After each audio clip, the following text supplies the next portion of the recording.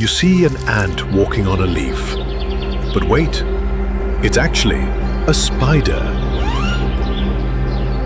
Meet the ant-mimicking spider, a master of disguise in the insect world.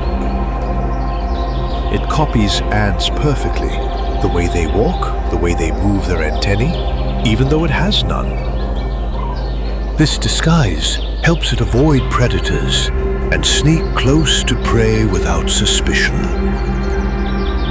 Some species even live among ants without being noticed. A real-life undercover agent.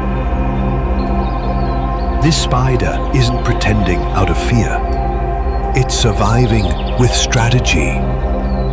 Subscribe to CritterIQ for more mind-blowing creatures.